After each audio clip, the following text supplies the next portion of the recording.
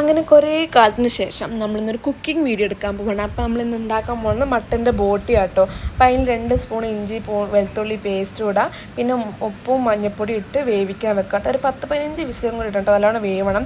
അതിൻ്റെ ഇടയ്ക്ക് ഞാൻ ഉള്ളി, തക്കാളി, പച്ചമുളക്, ജിഞ്ചർ ഗാർലിക് അങ്ങനത്തെ കുറേ സാധനം ഞാൻ അരച്ചൊക്കെ മാറ്റി വെച്ചിട്ടുണ്ടായിരുന്നു. അതിൻ്റെ ഇടയ്ക്ക് ഞാനാട്ടോ വീട്ടിൽ രസം ഉണ്ടാക്കൽ. അപ്പോൾ എന്നെക്കൊണ്ട് ഇന്ന് രസം ഉണ്ടാക്കിച്ച്. പിന്നെ എല്ലാം ഉരുളിയിലാട്ടോ ഉണ്ടാക്കുന്നത്. അപ്പോൾ ഉരുളിയിൽ നമ്മൾ ആദ്യം വെളിച്ചെണ്ണ, ഗ്രാമ്പ്, പട്ട, ജീരകം ഇട്ട് നല്ല വറുത്തതിന് ശേഷം ഉള്ളിയും പച്ചമുളകും ജിഞ്ചർ ഗാർലിക് പേസ്റ്റും ഇടാം. പിന്നെ തക്കാളി ഇട്ട് പിന്നെ ആവശ്യമുള്ള മുളക് പൊടികളൊക്കെ ഇടാം. മുളക് പൊടി, മഞ്ഞൾപ്പൊടി, പിന്നെ ഗരം മസാല, മട്ടൻ മസാല ഒക്കെ ഇട്ട് എല്ലാം വഴറ്റിന് ശേഷം നമ്മൾ വേവിച്ച് എടുത്ത മട്ടൻ്റെ ബോട്ടി അത് എടുത്തിട്ട് നമ്മൾ കുറച്ച് നേരം കൂടി നല്ലോണം വേവിക്കട്ടോ. അങ്ങനെ നമ്മൾ നല്ലോണം വെന്തൊരു ടേസ്റ്റ് അമ്മയ്ക്ക് തന്നീന് കേട്ടോ. ഭയങ്കര ഇഷ്ടമായി. അമ്മ ഇടയ്ക്കിടയ്ക്ക് ഞങ്ങൾ ഇടയ്ക്ക് ഇത് ഉണ്ടാക്കാം കേട്ടോ, നല്ലതാണ് ബോഡിക്കൊക്കെ. അത് ഉണ്ടാക്കിയതിന് ശേഷം ഞാൻ ഇന്ന് കഴിക്കാൻ പോവാണ് രസം കൂട്ടിയിട്ട്. അപ്പോൾ നാളെ കാണാം. ബൈ.